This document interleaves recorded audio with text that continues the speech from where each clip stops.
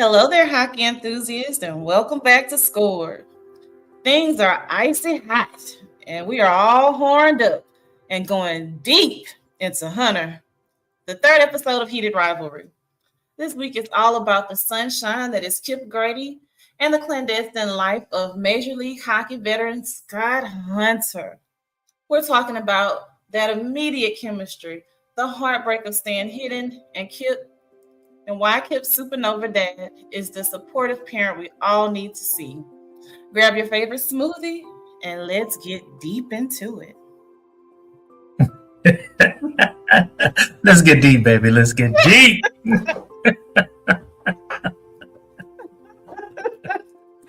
My goodness. Ooh, this is our icy hot episode. Just cold and hot all at the same time. I love this episode. I'm not gonna lie. Hunter. Whew. So let's just dive right on in. We're going deep inside.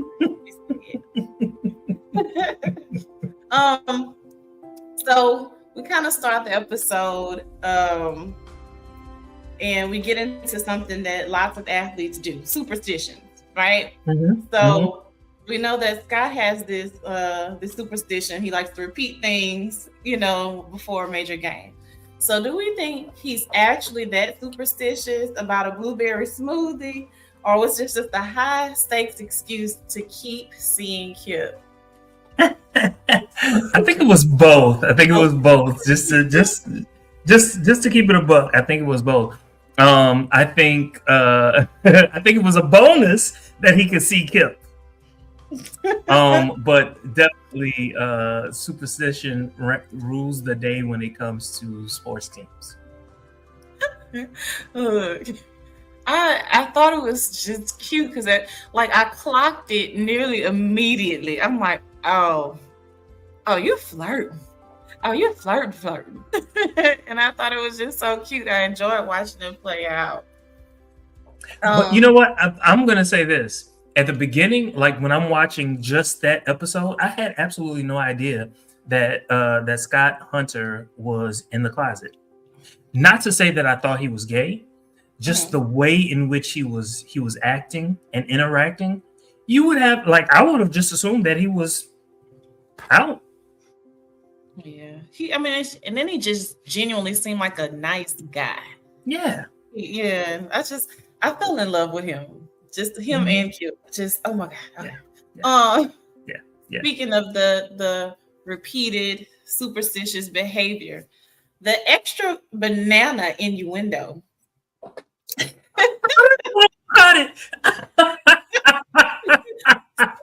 The extra banana innuendo.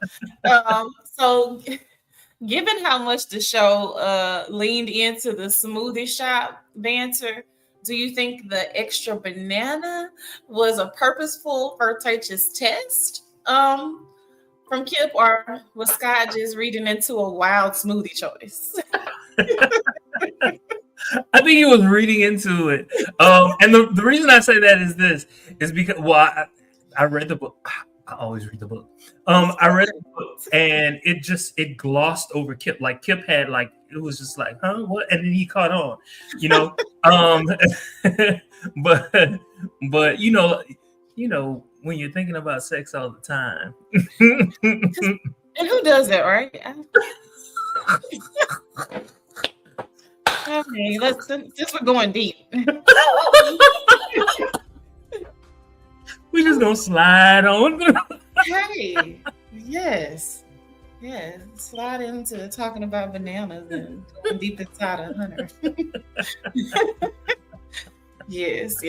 I love the way in which they wrote the scene. At first, I was like, "What is going on here?" But my God, oh my goodness, love it. All right, switching gears a bit. The versatile or verse reveal in this episode with Scott Hunter. So a lot of the fans, from my understanding, were all buzzed about Scott being verse and bottoming up for Kip. Did this subvert your expectations of the masculine athlete? or did you kind of see it coming from the book? So I read the book after I saw the show. Okay. But in the book, it is very, very clear that both Kip and Scott are verse. Yes. Very Yes. clear. Oh, look, oh yeah, this is so good. Like, it's just like I cannot express how much this was literally one of my favorite episodes. And I'm like, it's one of those that you just don't want to walk away from the screen, don't want to pause for the bathroom, anything, because you do not want to miss not a second of this episode.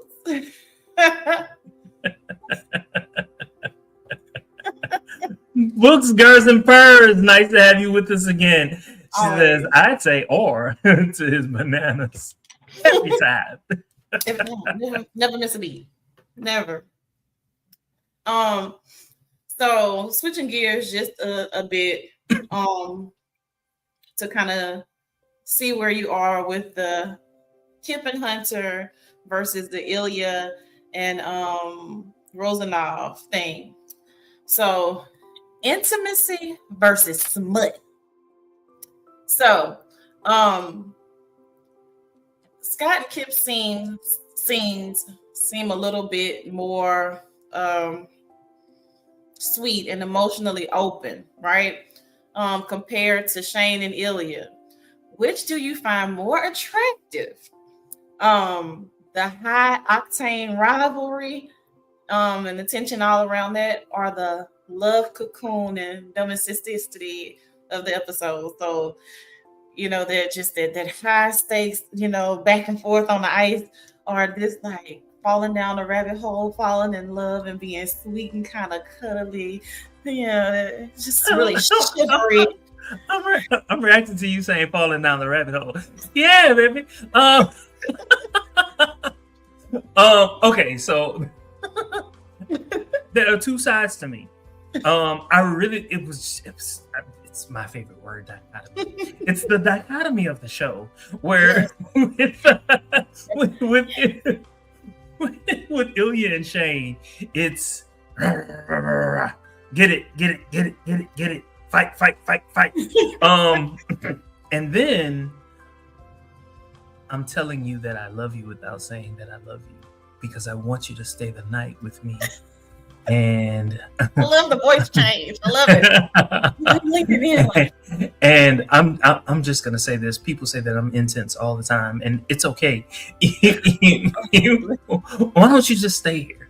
I loved it. I loved it because, like, in my head, I have been there where it was just like, no, I already know you're the one, and I want you to be here forever. But I can't say it because if I say it, I'm gonna run you off. I'm gonna sound crazy. Guess what? I'm okay with sounding crazy because I just got to go ahead and put it out there. I've been there. I've explained. I'm hanging outside your trash cans, looking and seeing what's going on, whatever. But I can't say I've ever done that. Yeah, we'll talk about that off camera. But that resonates with me as well. Like you said, the dichotomy, the duality, all the things of this show, right, with these two very different couples. And I guess for me, it's what I'm in the mood for at the time, because it can be completely straight-laced. Don't touch me. Don't call us. We'll call you. We'll call you. Versus, okay, come here. Let's hold hands. Let's do this. Let's do that. And my God, and I think this was so refreshing to see, after all of that craziness with Ilya and Shane. I would not take that away, but this was refreshing. I liked it. I liked it a lot. Just, look at the thumbnail. Like, yes. When they picked him up in their kitchen. No, it was the moment. It was the moment, like, after they had sex, and Kip was putting his clothes back on. He was ready to leave. He thought, hey, one and done. I'll never see this man again. Even though, according to the books, Kip liked Scott, like, instantly. He did. He was hoping for more, And then when Scott was just like, why don't you stay? Did not see that coming. Didn't see it coming because it's like you are this, not just a Major League Hockey player, but one of the Major League players, right? Mm-hmm, mm-hmm. And, you know, he's pretty much, for all intents and purposes, an average Joe, right? Opposites obviously attract. We know that, but I love the fact it wasn't the games in the beginning. It was really like, okay, I'm openly flirting. I like you. All the things. Love it. All right. Well, you know, I will say this. I don't know if you have a question that's going to add something similar to it, but basically they summed up a whole book. I'll say at least 80% of a book in one episode, and it did that book justice. I mean, obviously it left a lot out, but really good job. I'm gonna have to get this page. Would you consider the book a page turner, or is it a slow burn? I'm not gonna say. Okay, so because I saw the series before I read the book, I knew what to expect, but I was paying more attention to like the fine details, because like I wanted to know those things. So I'm not gonna say that it was a page turner. I'm because my brain was just working differently as I was reading. Okay. I'm gonna see. I'm gonna have to give this a go since I can read now. All right. So the birthday ghosting. So was Scott truly unable to go to the gay bar for Kip's birthday, or was he letting his fear of being seen publicly override his love? It was his fear. No doubt. It was his fear. He was so first off, Kip told a few too many people. And you know, he was okay with him telling, you know, old girl. That was okay. That made sense. His coworker, that would have made sense. But him asking, Kip asking Scott to go to a gay club of all things, that was a bridge too far. He couldn't handle that. He just couldn't handle it. I mean, he couldn't even handle being in public with Kip. And well, in the book, Kip was way more flamboyant. In the book, he was way more flamboyant. But yeah, I empathized with Scott quite a bit, because it's like, okay, the effort is there, but he's terrified, and I kind of understood it. So I didn't find myself very annoyed with Scott. I understood both of their perspectives because I've been there. Me too. Moving on. Well, kind of moving back a little bit. So the move-in speed run, you kind of went there a little bit with Scott asking Kip to move in. So, and this was just after, for what seemed like one night or whatever on the show. Is this romantic when you know, or a major red flag of Scott trying to build a secret love cocoon? Well, okay, let me be honest. After I'm going to answer your question, and I'm going to say the latter.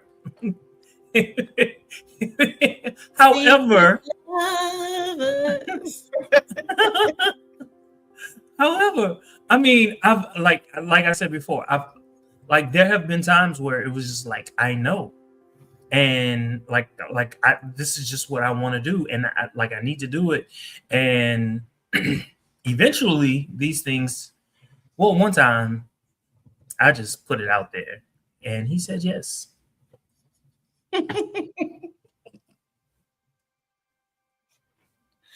Never in life. That soon.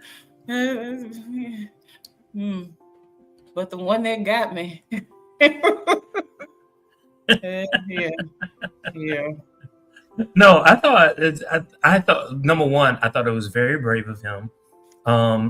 He's basically interacting with It wasn't his first gay guy that he interacted with, but to say that this was the first gay guy that he felt some romantic feeling towards ever, and you're going to put yourself out there so soon, that was saying a lot about who he was as a person. 100%. It was authentic, it was effortless, and to be honest, even though we're looking at both sides, right? Scott had the most to lose. He really, really did. And so in order for you to bring him to your home, want to move him in, that was major. That was major. He had the most to lose. Like I said, you're in Major League Hockey, but not just Major League Hockey. Like, you're that guy. You are that guy. So it could have literally blew up your whole life potentially. You know. Let me tell you what I did not like.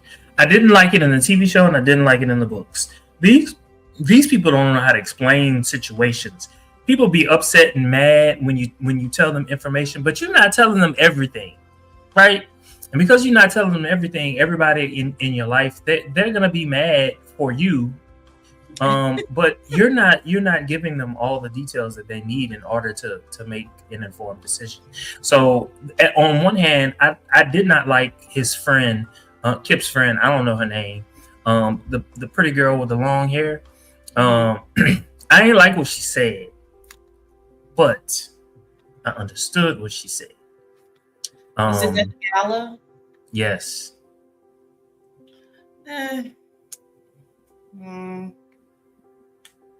You know, I'm biased because I really like Scott. So Elena, thank you. Books, Skirts, and Purrs. Her name is Elena. So I feel you. Like, okay, honey. Okay. So this episode, this side quest episode, so most of what we've seen have been just Shane and Ilya, correct? We've had flashes of Scott, Hunter, and other players here and there. So this one pretty much removes Shane and Ilya, right? From the narrative. Do you find this refreshing? Or were you kind of frustrated by the detour from the main rivalry? So initially it was jarring. I was like, what the fuck? Like, what am I watching? Is this the right show? I don't care because this is good. And I was at that particular point in time, I was like, oh, are we gonna see like 2 episodes of Kip and Kip and Scott, and then go back to those 2, because it really doesn't matter. I found it all entertaining, especially because they were weaving all of these characters into one long story arc, especially because they were able to do the time jumps and all the other good stuff. It made sense, and yet like I think at the time it was because I remember watching it and I was just like, why did we see that episode? That episode was just too good to me. Why are we not going back to them? Especially because, at a certain point, like you learn, oh, it's just 6 episodes and it's episode, I don't know, 4. It's episode 5. And it's like, why am I not seeing these 2 again? Oh, but when you do. Yes. Yes, a great summation. You went there with your kind of frustration with Elena. Was she right to try to push Scott to come out for Kip's sake, or was she overstepping? You kind of went there already. Was she kind of overstepping into a personal career decision that only Scott should make? I think that only Scott should have made that type of decision for himself. I feel that she was overstepping. I understood where she was coming from because she needs to protect her friend. Her friend is what's paramount. I think, though, that she could have offered him a compromise. You don't have to come out to the world, but you could introduce yourself to his family. You could introduce yourself to his friends. And maybe it not be at a gay club. Maybe it could be, you know what I'm saying? Those are the things, like if she's going to have that conversation, that was the type of conversation that she should have had instead of inserting herself in the way in which she did. Right, because my thing is, I 100% feel like she overstepped. That is not something you can force or thrust. Yes, we're gonna do that every time. Anyone into. You cannot. Look, when you feel comfortable and safe to do so. And if that doesn't work for the relationship that you're in, that's understandable. That's a risk that you run, but you literally can't force somebody to do that just because of, what you think is proper and correct, because you could never possibly understand. Each person's story is different. And so, yeah, I thought she overstepped. Good friend, still out of line. Yeah. Good thing though that Scott was the type of person that he was. So he was very understanding. Like, I don't know. I don't know if I could have been as understanding as he was. I would have felt like I need to get the fuck up out of this place because too many people know my secret. She trying to tell me what the fuck to do, and I ain't ready for that yet. I ain't ready. Right. If anything, it could have backfired and sent him running. Yeah. And you really fucked shit up for your friend because he genuinely cares for your friend. So I'm glad that didn't happen. I did love. I love the fact that Scott was like, I don't know if he said I love him or I'm in love with him, but him saying that in that moment, I was just like, oh. I'd have stepped on her damn toes. She would have to have consequences would have to be had, because you need to learn when to hold them and when to fold them. Like, get somewhere and sit down. Not everybody can be young and wild and free and do that. That's not everybody's story. Get somewhere and mind your business, little girl. Look, you take your $27,000 a year and you go mind your business. I have a lot more at play here. Why are you saying 27,000? I need you. Why 27,000? Come on. You have nothing to lose. Nothing. I do mean nothing. This is just a little bit more. But he is not condescending. He is a very, very, very upstanding guy, and I love that. Mm-hmm. All right, I'm getting excited. This is just a good episode. So let's take a look in the mirror. How does Scott and Kip's relationship kind of serve as a cautionary tale for Shane and Ilya? Does seeing Scott's heartbreak make you more or less optimistic for our main rivals? Oh, okay. So if all I had to do was look at episode 3, I would have felt like, well, at the time. Okay, so I'm trying to go back to like when I first saw it, and I need you to understand that at this point I was not reading the books. I waited until the series was over with before I started reading the books. I didn't give a damn. In my head, they all gonna be together. They're gonna work all this shit out, and they're gonna be together. Shit, they might be in a damn orgy before it's all over with. That's what I was thinking. It's not that. Maybe we'll see it in season 2.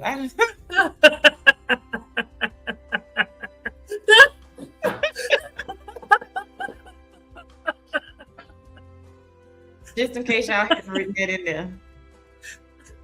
And we understand that this isn't Pornhub, but hey, people can dream. People can dream.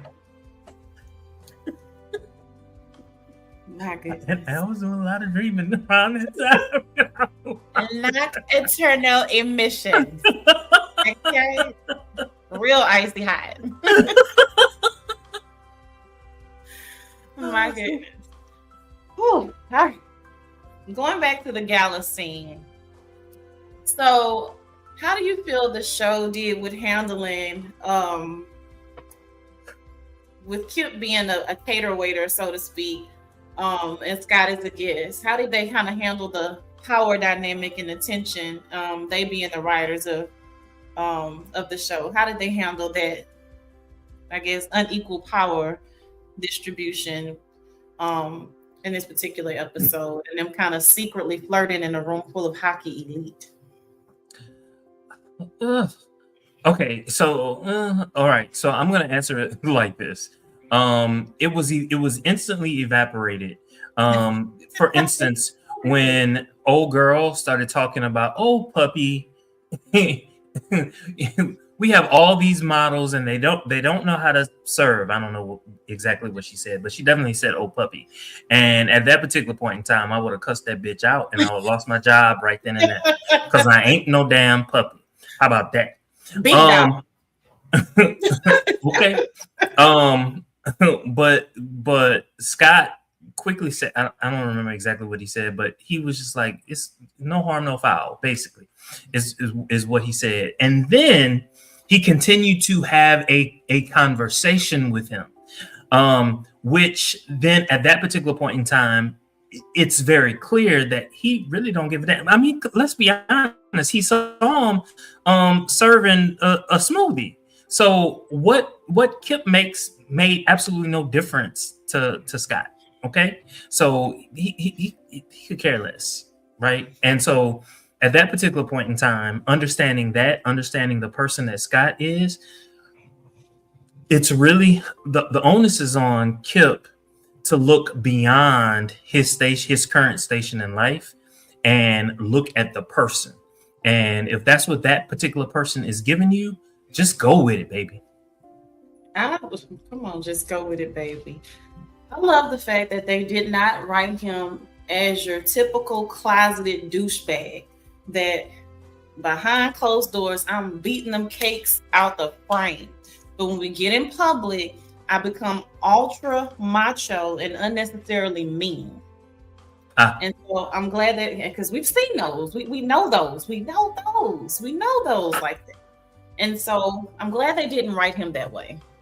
That he just across the board is a graceful person. Mm-hmm. And so he didn't take that opportunity, when Kip dropped the tray or whatever, to further beat him down in front of someone who was already being extremely condescending.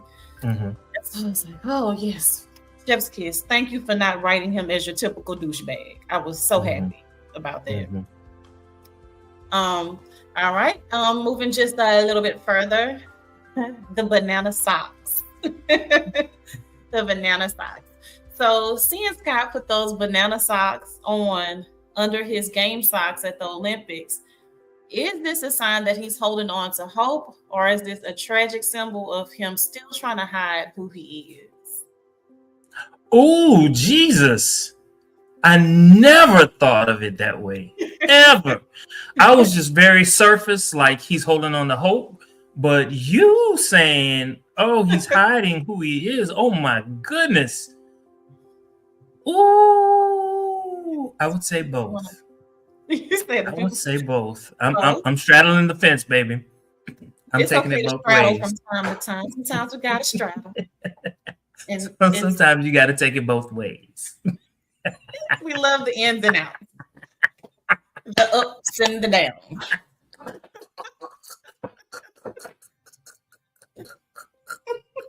Yes. And this is why we rate this show in inches, right? All right. We go there. Initially, it was very surface for me as well.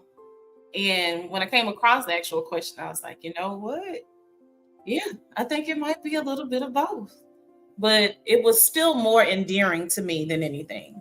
So even though it could be, a bit of both, it was still more endearing. Mm-hmm. And so I love the fact that he put on those secret little banana socks just to have a piece of him on the ice. And even though ugly socks. And to be fair, and I know that this is a reach, and this is why I'm over your public relations. Even though he covered them up with the other socks, the banana socks were closest to his skin. Okay, look at you. Whiskey. I see you going deep. Gotta go deep. Gotta go deep. Otherwise, don't go. What Janet Jackson said? We go deep. We don't get enough sleep. And we be up all night. Up. Just up.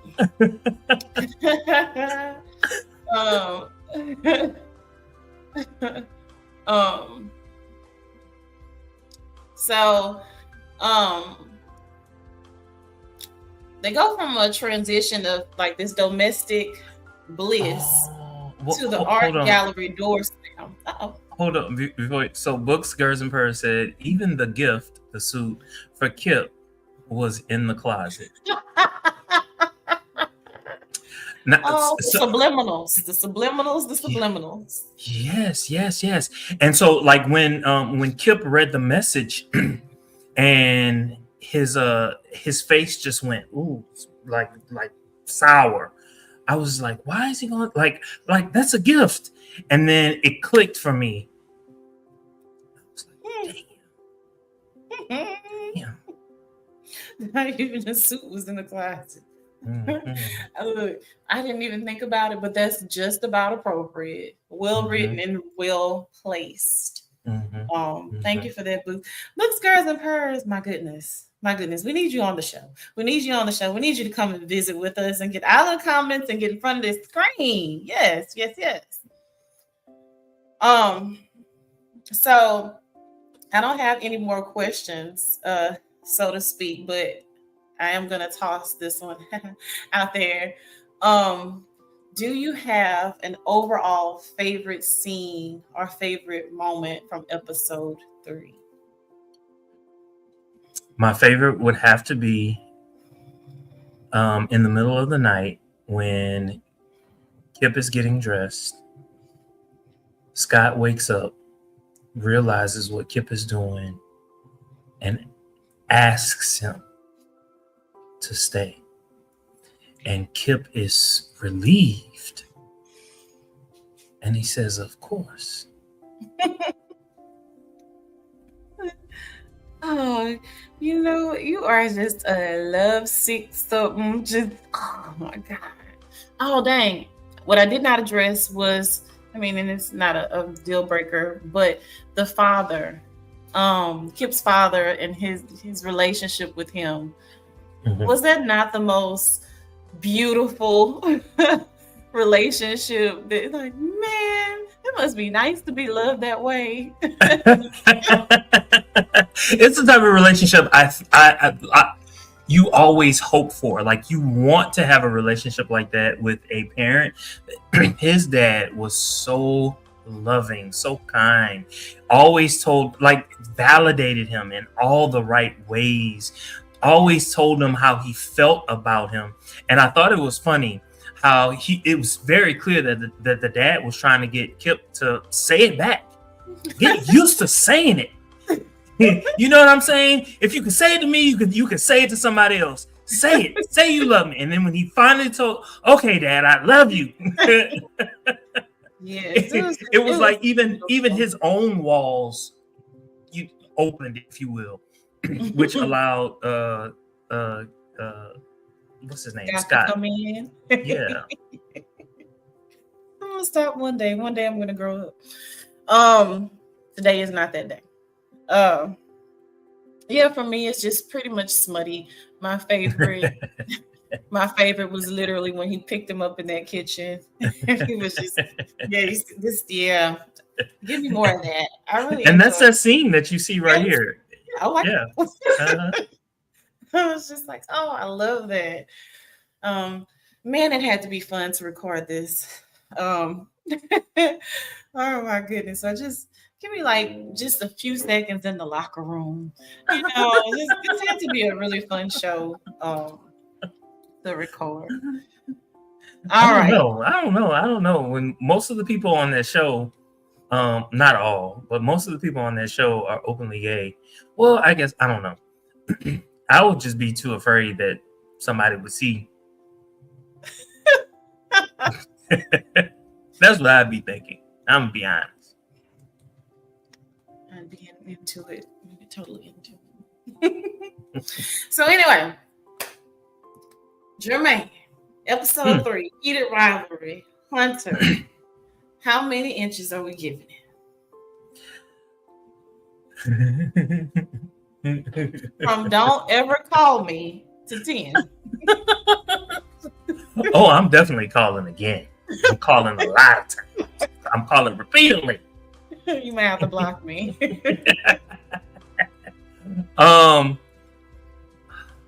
Okay. I'm going to give this particular episode a 9.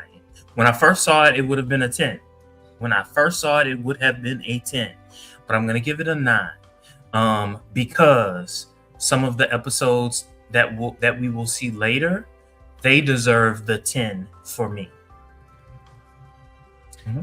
This is a 9.5 for me.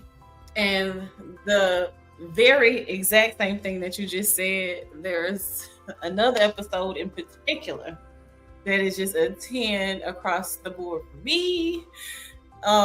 We will get to that episode, so I'm just gonna leave my reasoning for why that episode gets a solid 10 for me. But this is a 9.5.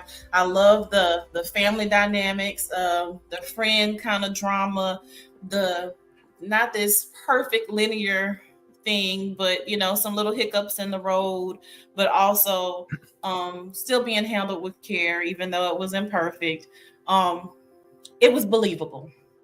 It was 100% believable. I fell in love with these characters. And if I'm being honest, I did forget about Shane and Ilya once I started going down the rabbit hole of this episode. And it was refreshing to see.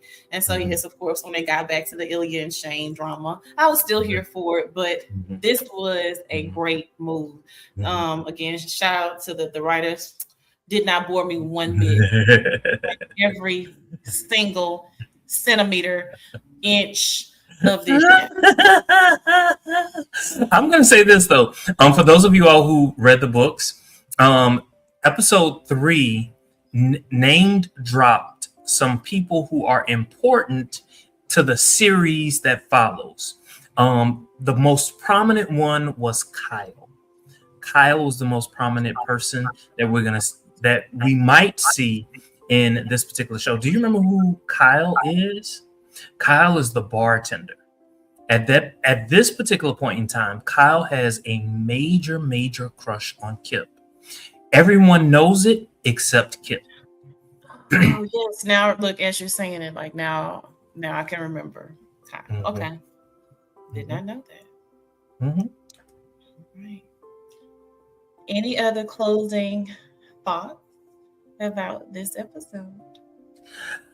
So this episode is what really sold me to this entire series. All before it was, I ain't gonna lie, the Russian was hot.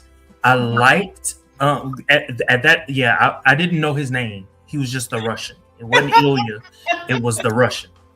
The Russian was hot. And his bad boy demeanor he's not really a bad boy. It's just his persona. You know what I'm saying? And what lies underneath was so appealing. And Shane reminded me so much of me, just to keep it above. He reminded me of me. And so I was seeing myself on screen, if you will.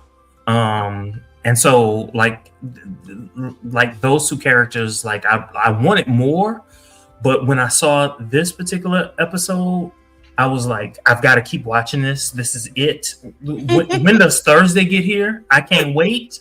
Come on. And at this point, after episode 3, that's when I started sending those text messages to everybody. You got to watch this. You got to watch this. You got to watch this. You got to watch this. So that's when this episode came out, that's when I sent you that text.